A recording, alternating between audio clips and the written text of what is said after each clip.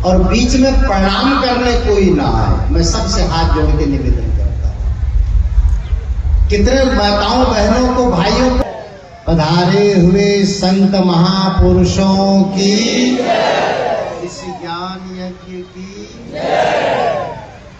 सभी श्रोताओं की पावन ग्राम की कोशी का आंचल और संतों की तपस्थली के इस पावन क्षेत्र में विराजमान श्रीपुर बासा का ये मनोरम सद्गुरु कबीर आश्रम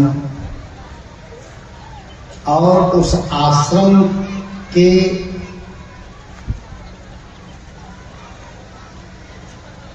प्रांगण में कहिए या फिर आश्रम के तत्वावधान में कहिए आयोजित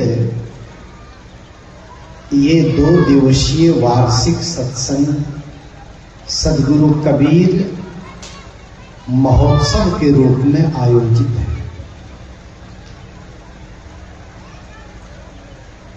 और इस अवसर पर इस आश्रम के संरक्षक और हम सब के श्रद्धेय और श्री कबीर आश्रम बोड़वा के पूज्य महंत श्रद्धेय संत श्री हीरामन साहब जी और हमारे परम प्रिय साथी लोकप्रिय प्रचारक साधक आदरणीय संत श्री अखंड स्वरूप साहब जी, मंच पर विराजमान सभी सम्माननीय संत गुरुजन, इस आयोजन के सूत्रधार और सद्गुरु कबीर मठ श्रीपुर के पदासीन महंत, सम्माननीय आदरणीय संत श्री शंभू शरण साहब जी, और एक एक नाम मैं लूंगा तो बहुत वक्त लग जाएगा। हमारे बगल में श्रद्धेय श्री विजय साहब जी, संत श्री विजय साहब जी, हमारे औराए से पधारे हमारे संत श्री योगेंद्र साहब जी, हमारे बन्नी मठ से पधारे हुए परम प्रिय संत श्री हमारे अमरदीप गोस्वामी साहब, और बहुत सारे संत हैं, और हमारे बुढ़वा से पधारे महात्मा जी, क्या नाम है, शिवपूजन साहब, अच्छे भजन गाते हैं, और पीछे भी बहुत संत गुरुजन महात्मा जन विराजमान है। मैं सबको नमन करता हूँ। मेरे सम्मुख विराजमान सभी धर्म प्रेमी भक्त सज्जनों, माताओं, बहनों, प्यारी बेटियां, युवा साथियों, सोशल मीडिया के माध्यम से सुन रहे सभी दर्शकों एवं ध्वनि विस्तारक यंत्र के माध्यम से इस सत्संग का आनंद ले रहे सभी दर्शकों, आज मैं एक बहुत ही समीचीन और व्यवहारिक बात करने जा रहा हूं। वो ये है कि सद्गुरु कबीर साहब के दृष्टि में धर्म क्या है और धार्मिक कौन है, ये एक मुद्दा है। सद्गुरु कबीर साहब की नजर में धर्म क्या है और धार्मिक कौन है, आजकल धर्म की परिभाषा हो गई, जो गंगा को देवी माने, गौ को देवी माने, ब्राह्मण को देवता माने, मंदिरों में पूजा करे और तीर्थ व्रत एकादशी उपवास करे, उनको धार्मिक कहा जाता है, उनको सनातन धर्मी कहा जाता है, उनको धार्मिक कह करके सम्मान मिलता है। पर आज मैं आप लोगों से कहना चाहता हूं, क्या धर्म की ये परिभाषा सही है? धर्म किसे कहते हैं? सदगुरु कबीर साहब ने एक बहुत सरल परिभाषा दी है धर्म के बारे में, और आप सब भी इस परिभाषा से अपने आप को तौलिए। साहब कबीर कहते हैं, जहां गया तहां धर्म है। याद रखिएगा, जहां गया तहां धर्म है, और जहां लोभ तहां पाप, जहां क्रोध तहां काल है, जहां क्षमा तहां आप। धर्म एक शब्द है। कोई तिलक लगाना धर्म मानते हैं,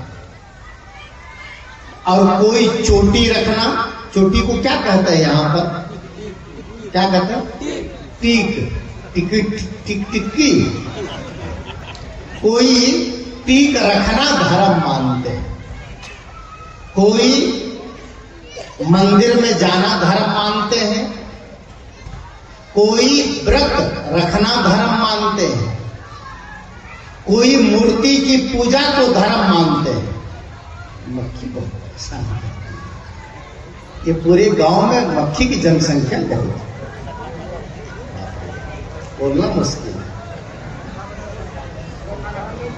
पंखा इधर घुमाओ,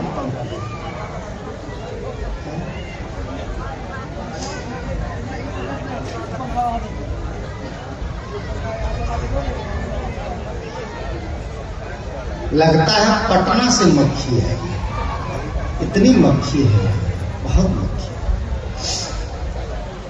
कोई गंगा में नहाना धर्म मानते हैं, कोई एकादशी रहना धर्म मानते हैं। भैया ए बाबू जाने वाले टोपी वाले, आपसे मैं कह रहा हूं, कैमरा लगा है इधर, कैमरा की इधर से मत जाइए, कैमरा के बाहर से आना जाना कीजिए, इतना ध्यान रखिए सब लोग, समझ रहे हैं? कभी भी ऐसा हो तो ध्यान रखिए, रिकॉर्डिंग होती हो तो आप उनको व्यवधान मत कीजिए। न जाने किसके किसके चैनल पर लाइव चल रहा होगा, हजारों लोग देखते हैं, वो क्या कहेंगे, कितने बेवकूफ लोग हैं वहां के कि बीच से गुजरते हैं। तो आप अपना परिचय अच्छे व्यवहार से दें, इसलिए ये ध्यान सबको रखना चाहिए। और बीच में प्रणाम करने कोई ना आए, मैं सबसे हाथ जोड़ के निवेदन करता हूं। कितने माताओं बहनों को भाइयों को पता ही नहीं रहता है कि कैमरा लगा है, कि वीडियो लगा है, कि लाइव चल रहा है, बस उनको प्रणाम करना है। उनका बाल दिख रहा है, हजारों लोग देख रहे हैं, सिर दिख रहा है, साड़ी दिख रही, गमछा दिख रहा है, चेहरा दिखे ना दिखे। इसलिए ये ध्यान रखें, प्रवचन जब तक चले बीच में कोई प्रणाम करने यहां तक ना आपको भागना है ना हमें भागना। मैं भी यहीं रहूंगा, संत भी यहीं रहेंगे, और आपको भी जब तक सत्संग खत्म नहीं होगा तब तक भंडारा नहीं खुलेगा, कहां जाएंगे आप? इसलिए आप सब लोग बैठे सुने, क्योंकि सुनने के लिए आए हैं। घर का काम छोड़ के यहाँ किस लिए आए हैं? सुनने के लिए। और केवल बैठ के सुनिए, कुछ देर की बात है, 5 बजने वाले हैं और मेरे लिए समय निर्धारित है, उसके अंतर्गत मैं अपनी बात रखूंगा। आइए, मैंने चर्चा शुरू की कि धर्म का मूल तत्व क्या है। तत्व मंदिर में नहीं है। धर्म का मूल तत्व, ध्यान दीजिएगा, उपवास में नहीं है। धर्म का मूल तत्व गंगा नहाने में नहीं है। धर्म का मूल तत्व छठ करने में नहीं है। और वो कौन त्योहार है जो दही पौरते ऊपर उठाते हैं? कौन त्योहार हो? नदिया में दही पौर के ऊपर उठाते हैं जो चोरचन, उसमें भी धर्म नहीं है। अब दुर्गा पूजा में भी धर्म नहीं है। और जन्माष्टमी के आयोजन में भी धर्म नहीं है। और रामलीला और रासलीला में भी धर्म नहीं है। और दुख के साथ कहना पड़ता है कि रासलीला के प्रेमियों ने कबीर लीला भी शुरू कर दिया। कबीर लीला आपने कभी सुना है? बुद्ध लीला आपने कभी सुना? महावीर लीला आपने कभी सुना है? सुकरात लीला, शंकराचार्य की लीला सुना है? राम लीला, राम भक्तों ने लीला को धर्म बना दिया। कृष्ण भक्तों ने रासलीला करके कृष्ण के चरित्र का हनन किया। और उसी का देखा देखी कबीर पंथियों ने भी कबीर के चरित्र को भस्मीभूत करने के लिए कबीर लीला शुरू कर दी। क्या सदगुरु कबीर साहब लीला करते थे? सदगुरु कबीर साहब जैसे महान धार्मिक संत, जिन्होंने धर्म के नाम पर सारे आडंबर को चूर चूर कर दिया, उस सदगुरु के नाम से आज लीला चल रही है। और लीला देखने वाले लोग चंदा बढ़ बढ़ के देते हैं। क्यों? क्योंकि उनको नाच देखना। लीला नाच से ज्यादा कुछ नहीं है। ये आंखों को नाच देखने की आदत है। कभी अल्लाह रुदल नाच देखे, कभी रासलीला देखे, कभी कृष्ण लीला देखे, कभी रामलीला देखे। तो कबीर पंथियों ने सोचा कि हमारा दादा 19 का है, हम भी उन्हीं के लाइन में आ जाएं। तो हम कबीर लीला शुरू कर दिए। शर्म आनी चाहिए हम कबीर पंथियों को। अगर कोई लीला के नाम पर चंदा मांगने आए तो कह देना आप लोग, मेरे सदगुरु कभी लीला नहीं करते हैं, मेरे सदगुरु कभी नाचते नहीं हैं, मेरे सदगुरु कभी स्वांग नहीं बनाते हैं, मेरे सदगुरु मानवता का संदेश देते थे। और वो भी गली गली जाकर, घर घर जाकर, गांव गांव जाकर। और वो सदगुरु के नाम पर तंबाकू खाने वाला लड़का कबीर बनता, गांजा पीने वाला लड़का धर्मदास बनता है। और जिन लड़कियों का चरित्र सही नहीं है वो धर्मदास की पत्नी बनती है। उस लीला में आकर वो आमी बनती है, वो आमीन बाई बनती है, वो तमाम तरह के पात्र बनते हैं। आप उसको कबीर मान करके आरती उतारते हैं। शर्म आनी चाहिए हम कबीर पंथियों। वो रात में कबीर लीला करता है और दिन में जाकर के दारू पीता है, गुटखा खाता है, शराब पीता है, गांजा पीता है और स्नेक पीता है, न जाने क्या क्या दुर्व्यसन करता है। और उनको हम सदगुरु कबीर कह करके आरती उतारते हैं। हमारी बुद्धि सुधरना लग गई। हम कहां चले गए? धर्म के नाम पर हम क्या करते जा रहे हैं? बंधुओं, ये धर्म नहीं है। सदगुरु कबीर ने कहा कि धर्म के नाम पर जितने पाखंड चल रहे हैं, सारे पाखंडों को छोड़ दीजिए और मूल रहस्य पर आ जाइए। मूल रहस्य क्या है? सदगुरु कबीर ने कहा, मूल रहस्य का नाम है दया को धारण कर लेना। जहां दया तहां धर्म है। आप धार्मिक तो बन गए, लेकिन हिंसा, हत्या, चोरी, नशा, छल कपट, व्यभिचार, दुराचार आपके जीवन से नहीं गया। आप चोरी कर रहे हैं और चोरी करके ले आए रात में और सुबह गए भगवान के मंदिर में 2.5 किलो मिठाई चढ़ा दिए और आपका पाप माफ हो गया, क्योंकि आपने धर्म का काम कर दिया। आपको लगता है सही है ये? क्या लगता है? चोरी किया इंसान के घर में, अब मिठाई किसके घर में चढ़ाए? भगवान के घर में। सही है ये न्याय? आप हत्या कर रहे हैं इंसान की और क्षमा मांग रहे हैं भगवान के यहां, ये न्याय है? इंसान गलत करता है, पाप करता है और धर्म के नाम पर जब करता है तब और ज्यादा हास्यास्पद प्रसंग बन जाता है। सदगुरु कबीर साहब ने दया की बात की है, धर्म की बात की है। गोस्वामी तुलसीदास जी ने भी लिखा, दया धर्म का मूल है और पाप मूल अभिमान। तुलसी दया न छाड़िए जब लग घट में। और उन्होंने धर्म की व्याख्या करते हुए आगे लिखा है चौपाई में, प्रसंग में आप पढ़िए रामचरितमानस को, तो उन्होंने लिखा है कि परहित सरिसा धर्म नहीं भाई, अपर पीड़ा सम नहीं अधमाई। धर्म क्या है? दूसरे को सुख पहुंचा दे, दूसरे को प्रसन्नता प्रदान करना।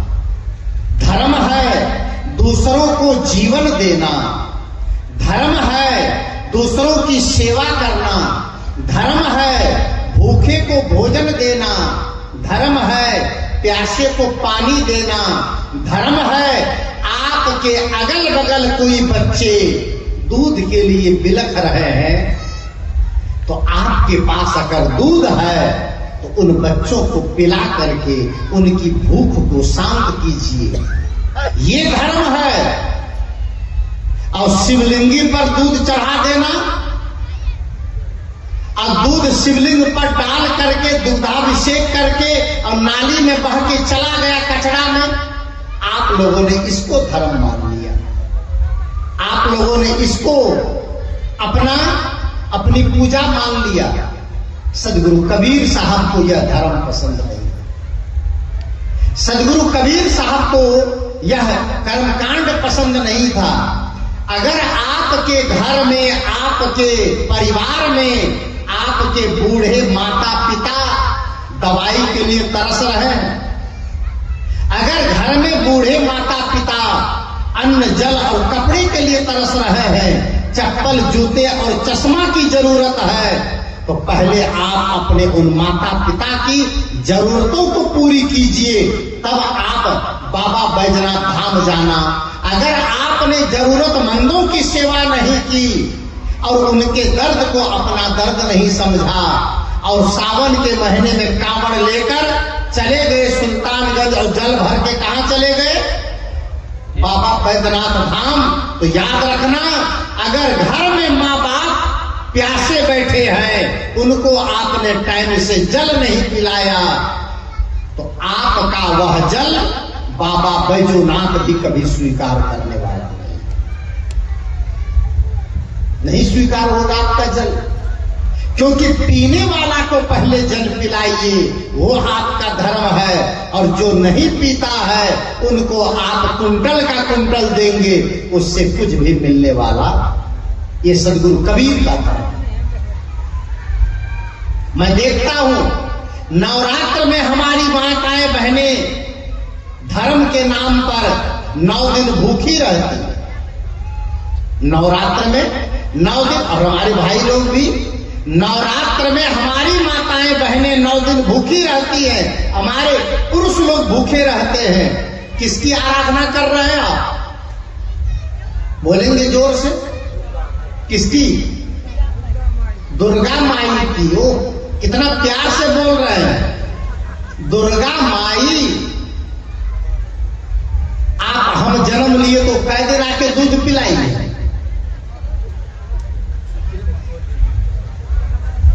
और पैखाना हम लोग बचपन में किए तो दुर्गा माई कै दिन आके धोई है? कभी विचार किया आपने?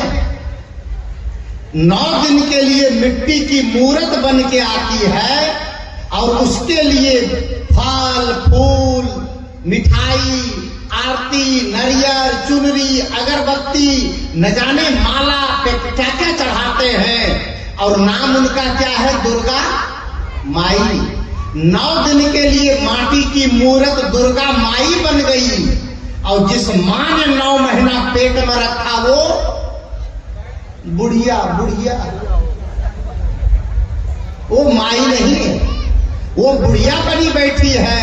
सदगुरु कबीर साहब कहते हैं ये धर्म नहीं हो सकता।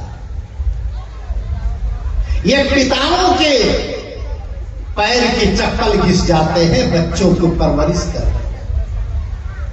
कितने ऐसे पिता इनमें बैठे हैं जो बच्चों की पढ़ाई के लिए, उनकी फीस भरने के लिए सब्जी खाना छोड़ देते हैं, चटनी से भात खा लेते हैं, रोटी खा लेते हैं, धोती फट जाती है तो सिलाई करके पहन लेते हैं, चप्पल टूट जाती है तो सोचते हैं अगर चप्पल खरीदेंगे तो 150 रुपये लग जाएंगे, और 150 रुपये बचेंगे तो हमारा बच्चे का 1 सप्ताह का भोजन मिल जाएगा। ये कुर्बानी कौन देते हैं? ये बाप देते हैं। ये बाप सारी संपत्ति का हकदार बनाते हैं बच्चों को, उनकी परवरिश करते हैं, बढ़िया हॉस्टल में रखते हैं, बढ़िया भोजन कराते हैं, खुद खेत में धूप में मेहनत करते हैं, लेकिन बच्चों के लिए कूलर की व्यवस्था करते हैं, खुद फटी गंजी और बनियान पहनते हैं, और बच्चों को बढ़िया कपड़े खरीद के देते हैं। और अभागा बच्चा बाप की खून पसीने की कमाई से पढ़ लिख कर फर्स्ट डिवीजन पास होता है तो दौड़ ले जाता है बजरंगबली के मंदिर में 1.25 किलो लड्डू लेकर। ये नहीं कि पिता के चरणों में जाएं, उनको प्रणाम करें, उनसे आशीष लें और उनका आभार व्यक्त करें कि पिताजी आपकी मेहनत और आपकी कुर्बानी की बदौलत मैं आज आपके सामने फर्स्ट डिवीजन पास होके खड़ा हूं। अगर आपने सहारा न दिया होता तो दुनिया में मैं इस मुकाम पर न खड़ा होता। कभी आपने सिखाया, कभी आपने बताया? ये बच्चों का धर्म होना चाहिए, ये माता पिता का धर्म होना चाहिए। आज हम धर्म से दूर चले गए, आज हम धर्म से बहुत विभाजित हो गए। क्यों? क्योंकि धर्म को हमने संकुचित बना दिया। बंधुओं, सदगुरु कबीर साहब ने धर्म की परिभाषा एक भजन में कही है। मैं 2 भजन सुनाऊंगा और बात को आगे बढ़ाऊंगा। सदगुरु कबीर ने कहा,